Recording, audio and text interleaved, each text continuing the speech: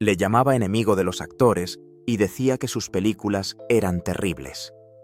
El odio de Robert Duvall hacia este gigante de Hollywood era tan profundo que rechazó millones solo para evitarle.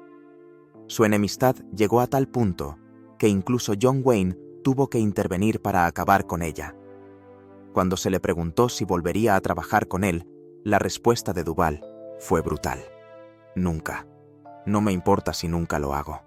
La impactante identidad del coprotagonista más odiado de Duvall te dejará sin palabras. Robert Duvall nació el 5 de enero de 1931 en San Diego, California. Su familia tenía profundas raíces militares y artísticas. A su madre Mildred le encantaba actuar y actuaba a menudo en el teatro local. Por su parte, Duvall estaba emparentado con el general confederado Robert E. Duvall Lee, una conexión que más tarde influiría en uno de sus mayores papeles cinematográficos. Su padre William era un oficial muy respetado de la Marina y llegó a capitán con solo 39 años. Crecer en una familia militar significaba estructura y disciplina. Los Duvall vivían en bases navales de Maryland, Rhode Island y Virginia. Robert pasó la mayor parte de su infancia en Annapolis. Su padre también esperaba que se alistara en la Marina, pero a Robert no le interesaba. Más tarde dijo que no era bueno en mucho en la escuela excepto en la actuación. Su pasión por la actuación comenzó temprano. Primero en la escuela Severn en Maryland y luego en la Principia en Missouri. Tras terminar el instituto, siguió ese interés y estudió arte dramático en el Principia College de Illinois. Se licenció en arte dramático en 1953. Pero la vida tenía otros planes antes de que pudiera empezar a actuar a tiempo completo. Ese mismo año se alistó en el ejército. Sirvió durante un año justo después de que terminara la Guerra de Corea y fue destinado a Camp Gordon en Georgia. Su carrera militar no fue como la de su padre. Solo alcanzó el rango de soldado de primera clase y a menudo bromeaba sobre su falta de habilidad militar. Sin embargo, algo importante sucedió durante ese tiempo. Participó en una producción teatral local. Ese pequeño papel en una obra llamada Room Service le recordó lo que realmente quería hacer. En 1955 dio un gran paso. Hizo las maletas y se fue a Nueva York a estudiar interpretación en la escuela de teatro del barrio. La escuela enseñaba la técnica Sanford Meisner, que se centraba en ser natural y emocionalmente real en el escenario. No estaba solo. Entre sus compañeros de clase estaban Dustin Hoffman, Gene Hackman y James Caan. Todos eran jóvenes sin dinero y decididos. La vida en Nueva York no era fácil. Duvall aceptaba cualquier trabajo para pagar el alquiler. Clasificó correo, trabajó en comercios e incluso condujo camiones. Estos trabajos no implicaban actuar, pero le ayudaron a entender a la gente corriente, una habilidad que más tarde dio más profundidad a sus personajes. Compartió pequeños apartamentos con Hoffman y Hackman, y a menudo se turnaban para dormir en un sofá plegable. Lo pasaron mal juntos, pero siguieron adelante. Años más tarde, los tres se convertirían en leyendas de Hollywood, con decenas de nominaciones a los Oscar y varias victorias entre los tres. La primera oportunidad real de Duvall llegó sobre el escenario. Llamó la atención por su papel de hombre problemático en The Midnight Caller.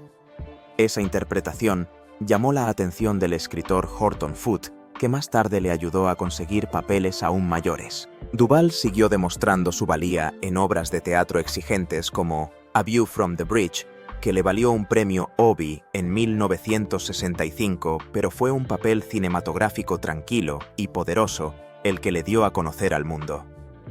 En 1962 interpretó a Boo Radley en Matar a un ruiseñor.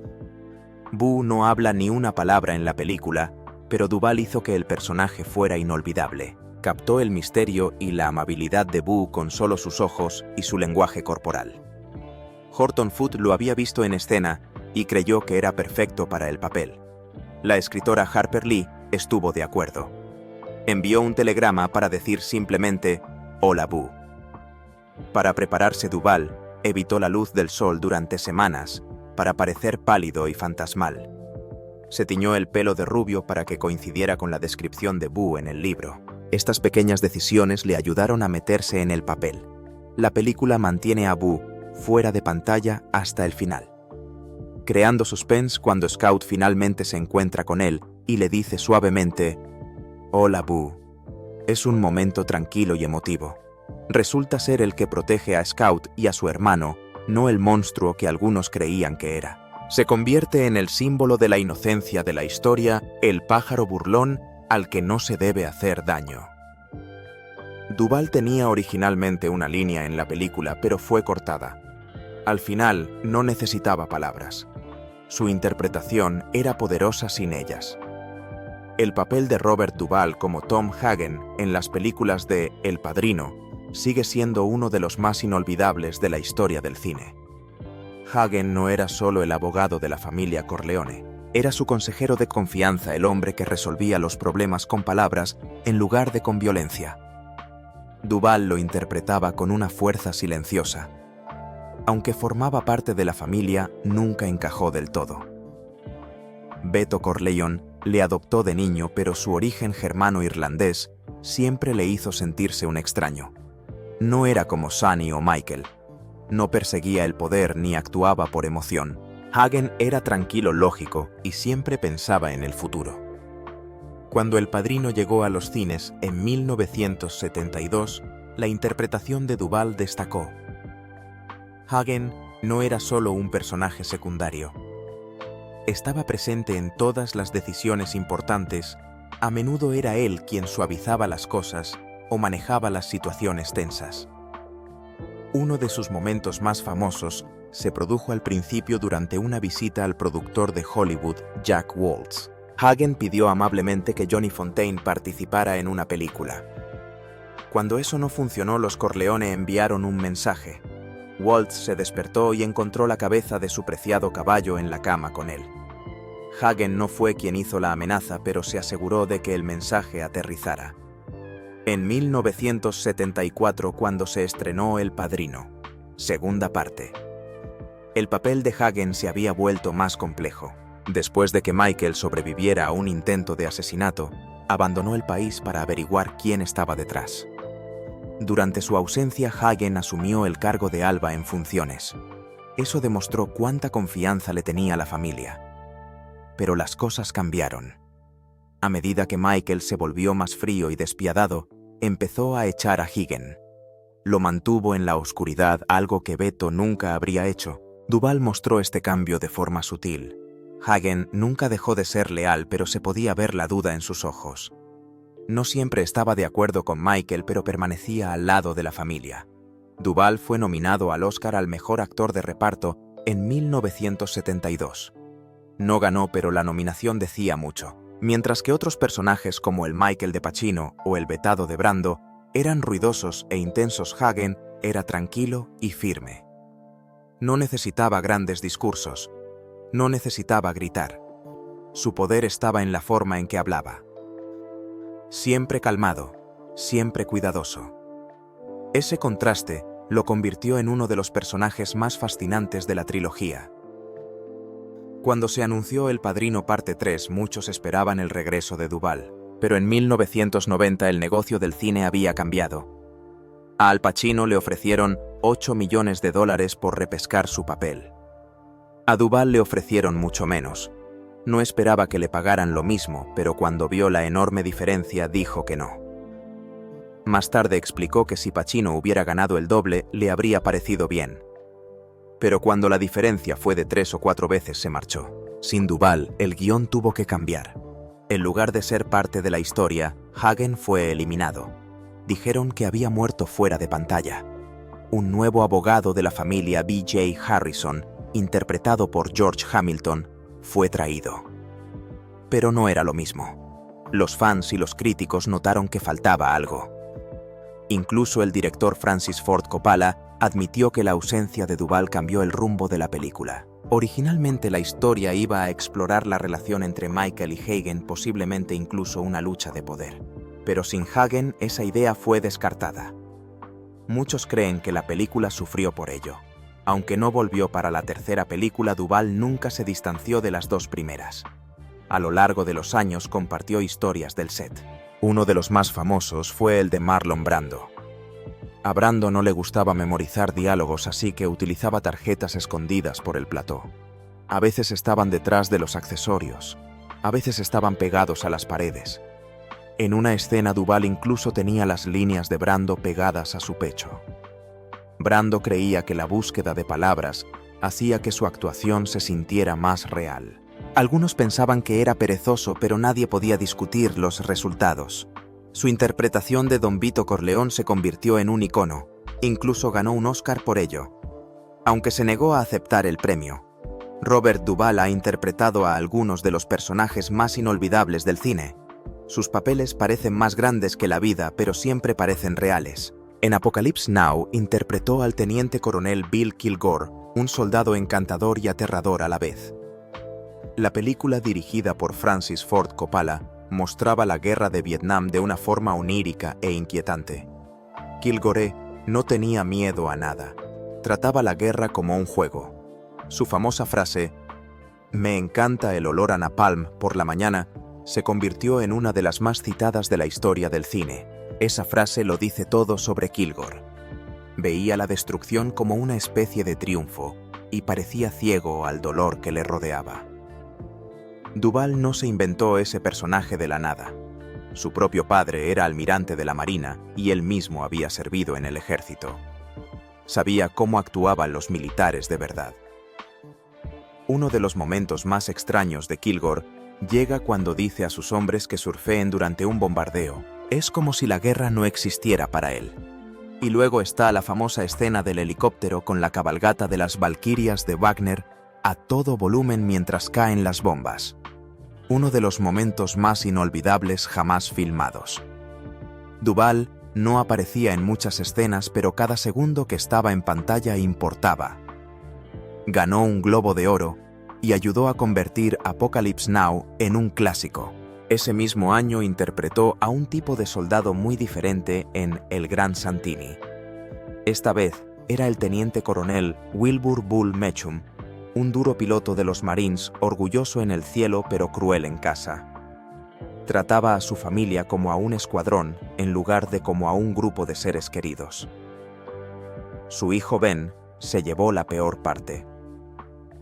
Hay una escena dolorosa en la que Mitchum juega al baloncesto con Ben. Cuando Ben finalmente gana, Mitchum no se lo toma bien. Se enfada en lugar de enorgullecerse. Sin embargo, Duvall no hizo de Mitchum un simple malo. Encontró pequeños momentos en los que el personaje demostraba que le importaba, aunque no supiera cómo demostrar amor.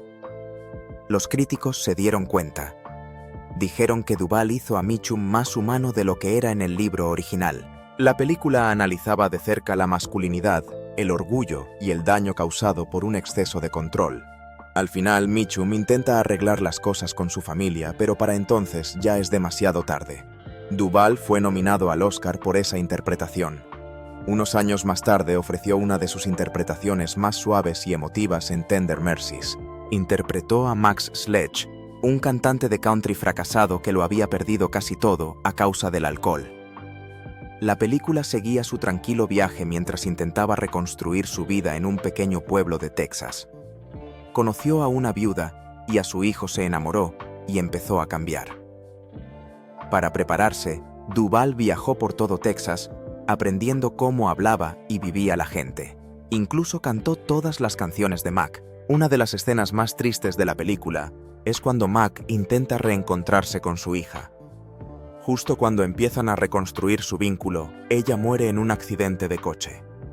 Es un momento desgarrador que demuestra que algunas oportunidades nunca se vuelven a presentar. La película es amable y reflexiva. Exploraba la curación y la esperanza con pequeños detalles. Duvall dijo que este era uno de sus papeles más personales. Su actuación fue discreta, dejando que las miradas y las pausas lo dijeran todo. Ganó un Oscar por ello. Aunque la película no ganó mucho dinero, se hizo famosa por su honestidad y profundidad. Años más tarde, Duvall puso todo su empeño en El Apóstol. Esto no era solo otro trabajo como actor, era su sueño. Escribió el guión, dirigió la película y pagó la mayor parte él mismo. Ningún estudio quería hacerla, pero él creía en la historia. Interpretó a Sonny Dway, un predicador pentecostal que inspira a la gente pero que también lucha contra su temperamento y su orgullo. Tras golpear a un hombre en un ataque de ira, Sonny se bautiza e intenta empezar de nuevo en un pequeño pueblo de Luisiana. La película se rodó en solo 7 semanas. Muchos de los extras eran fieles reales. Eso dio a las escenas una energía que parecía real, no escenificada. Sonny era a la vez amable y complicado. Uno de los momentos más fuertes de la película es cuando se gana a un albañil racista solo con sermones y paciencia. Mostró tanto su poder como sus contradicciones. Duvall nunca dejó que su papel se convirtiera en una caricatura. Mantuvo los pies en la tierra. Su esfuerzo mereció la pena, y fue nominado a otro Oscar, y muchos críticos alabaron la honestidad de la película. No se convirtió en un éxito de taquilla, pero conmovió a la gente que vio su retrato crudo y honesto de la fe y el perdón. Duvall dijo una vez que predicar es una de las grandes formas de arte de Estados Unidos. En El Apóstol dio vida a ese arte. La vida personal de Robert Duvall ha estado tan llena de giros como su larga carrera. Se ha casado 4 veces y cada relación cuenta parte de su historia. Su primera esposa fue Barbara Benjamin, una antigua bailarina del programa de Jackie Gleason. Se conocieron a principios de los 60, mientras él rodaba Matar a un ruiseñor. Cuando se casaron, en 1964, Bárbara ya tenía 2 hijas, Nancy y Susan, de una relación anterior. Duvall aún estaba buscando su lugar en Hollywood, pero pronto su carrera despegó con películas como El Padrino. La fama trajo el éxito, pero también la presión. Su matrimonio terminó en 1975. Él no habla mucho de aquellos años, pero fue una época de crecimiento para él. Bárbara falleció muchos años después, en 2019 en Nueva York.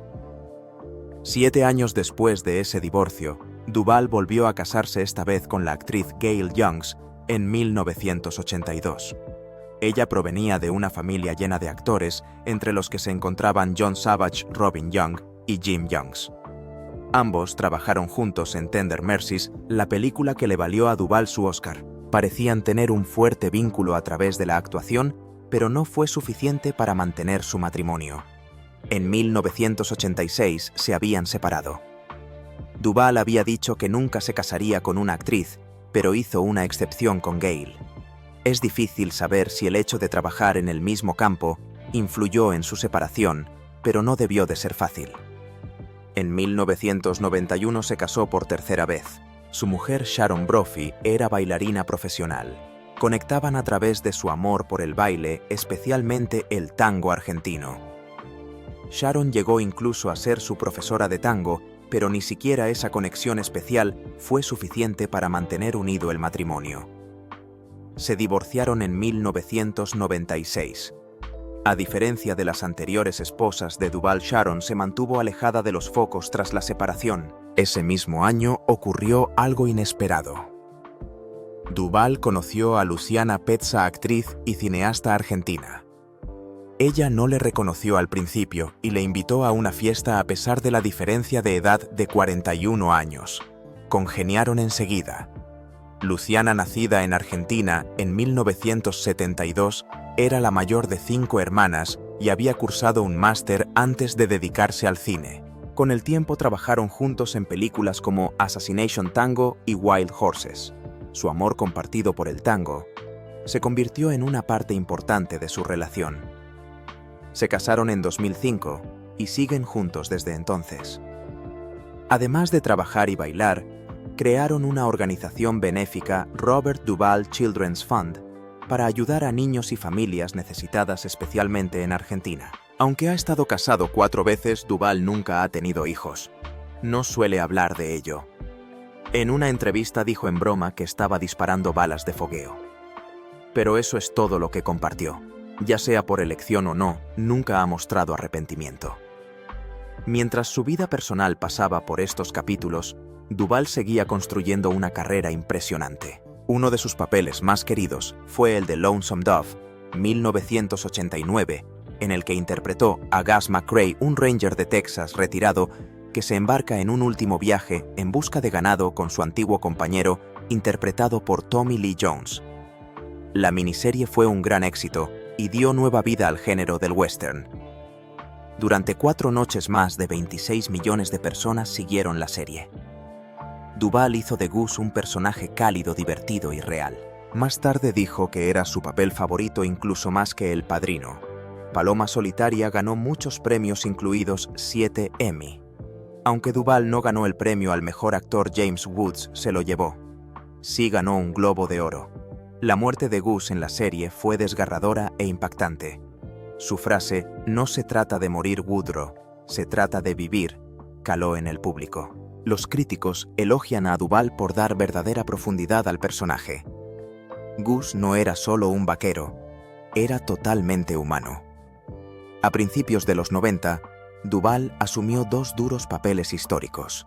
En 1992, interpretó al líder soviético Joseph Stalin en una película de la HBO que mostraba el ascenso de Stalin al poder. La película se rodó en Rusia justo antes de la caída de la Unión Soviética, lo que le dio un mayor realismo. Duvall estudió mucho para el papel, viendo material antiguo y hablando con historiadores. Calificó a Stalin de gángster callejero lleno de miedo y control. Su interpretación le valió otro Globo de Oro. En 1996 interpretó a otra figura escalofriante, Adolf Eichmann, uno de los artífices del Holocausto, en El hombre que capturó a Eichmann. La historia seguía la captura de Eichmann en Argentina y los acontecimientos que condujeron a su juicio en Israel. Duvall no lo retrató como un monstruo, sino como un hombre que cometió el mal con frío desapego. Fue una interpretación perturbadora y poderosa que le valió otra nominación al Emmy. Incluso a medida que envejecía, Duvall seguía aceptando papeles significativos. En 1998 protagonizó una acción civil en el papel de Jerome Facer, un abogado inteligente y estratégico que defiende a empresas acusadas de contaminar el agua de un pueblo. No interpretó al personaje como malvado, sino como un hombre que hace su trabajo. El papel le valió una nominación al Oscar. En 2009 interpretó a Felix Bush en Get Low, un hombre recluso en el Tennessee de los años 30 que quiere celebrar su propio funeral mientras aún vive. La película trataba sobre la culpa, los secretos y la redención. Muchos críticos dijeron que era una de sus mejores interpretaciones. Robert Duvall nunca se ha contenido. Conocido por sus fuertes interpretaciones y su personalidad directa, también es conocido por decir lo que piensa, especialmente cuando se trata de otras personas de la industria cinematográfica. A lo largo de los años, ha dejado claro que tiene un alto nivel de exigencia y poca paciencia para todo lo que no sea eso. Una de las personas con las que se mostró más crítico fue el director Stanley Kubrick. En una entrevista, Duvall no se anduvo con rodeos. Calificó a Kubrick de enemigo de los actores y criticó las interpretaciones de algunas de sus películas más famosas. Aunque películas como El Resplandor y La Naranja Mecánica son muy elogiadas, Duvall pensaba que la actuación en ellas era terrible. Pero no culpaba a los actores. Culpó a la forma de trabajar de Kubrick. Duvall se preguntaba cómo un director que exigía docenas de tomas a sus actores podía saber qué hacía a uno mejor que a otro. Para él, ese tipo de perfeccionismo arruinaba la buena actuación. Duvall no solo criticó a los directores del pasado, también tuvo palabras duras para los modernos. En esa misma mesa redonda alguien mencionó a David Fincher, y Duvall fingió no saber quién era. Una vez que se dio cuenta de a quién se referían, mencionó haber rechazado un papel en Seven. Admitió que no estaba seguro de por qué rechazó el papel, pero dijo que quizá fue el estilo de Fincher lo que le echó para atrás, aunque solo fuera a nivel visceral. También habló de una dura experiencia trabajando en True Grit con el director Henry Hathaway. Duvall dijo rotundamente que no se llevaban bien. No dio muchos detalles, solo que el agresivo estilo de dirección de Hathaway chocaba con su propio método de actuación. En un momento dado las cosas se pusieron tan tensas que John Wayne intervino y advirtió a Duvall que se retirara o se enfrentaría a un puñetazo. Estaba claro que el plató no era precisamente tranquilo. A lo largo de su carrera, Duvall tuvo fama de difícil, pero tenía una explicación clara. Decía que los mejores directores como George Lucas, Francis Ford Coppola y Ulu Grosbard nunca tuvieron problemas con él. El problema solo vino con los directores que no respetaba. Si no eran lo suficientemente buenos a sus ojos, no ocultaba su frustración. Incluso con los directores que le gustaban las cosas, a veces se complicaban. Aunque respetaba mucho a Coppola, rechazó la tercera parte de El Padrino por una disputa salarial. Duvall dijo que le parecía bien que Al Pacino cobrara el doble que él, pero no 3 o 4 veces más. También bromeó sobre cómo Coppola fue a visitarle a casa para hablar de la película, pero acabó preocupándose más por una receta de tortitas de cangrejo que hizo la madre de Duvall que por si éste volvería a la película. Con Steven Spielberg, las cosas empezaron con buen pie. Duvall alabó salvar al soldado Ryan y dijo que la secuencia inicial era una de las cosas más realistas que había visto en el cine, pero más tarde su relación se agrió por cuestiones políticas. Cuando Spielberg visitó Cuba y se reunió con Fidel Castro, Duvall montó en cólera. Calificó a Castro de asesino y dijo que era un error que Spielberg actuara como un diplomático. Incluso dijo que nunca volvería a trabajar con DreamWorks, la compañía de Spielberg, y añadió que no le importaba si nunca lo hacía. Para Robert Duvall, el mundo del cine siempre ha consistido en hacer un gran trabajo y no aguantar nada menos. Tanto si a la gente le gustaba su honestidad, como si no, nunca fingió ser alguien que no era. Tras 6 décadas en Hollywood, las explosivas confesiones de Robert Duvall han acabado por destrozar la imagen perfecta de una de las leyendas más respetadas del cine. Desde rechazar El Padrino, tercera parte por motivos económicos, hasta enfrentarse a Stanley Kubrick y Henry Hathaway, la impactante verdad está clara. Bajo sus brillantes interpretaciones, se escondía un hombre que no estaba dispuesto a transigir, aunque le costara millones. Su honestidad brutal no le granjeó muchos amigos en la industria, pero a Duvall nunca le importó. Los mejores directores nunca tuvieron problemas conmigo, dijo una vez, dando a entender que el resto simplemente no eran lo bastante buenos. Esta obstinada integridad explica por qué se alejó de algunas de las mayores franquicias de Hollywood y por qué algunas estrellas se niegan a volver a trabajar con él. Lo ame o lo odie, las encarnizadas disputas de Robert Duvall revelan algo poco frecuente en Hollywood. Una estrella que valoraba sus principios por encima de su sueldo, incluso si eso significaba ganarse enemigos poderosos por el camino. La pregunta sigue siendo si era difícil o solo exigía excelencia.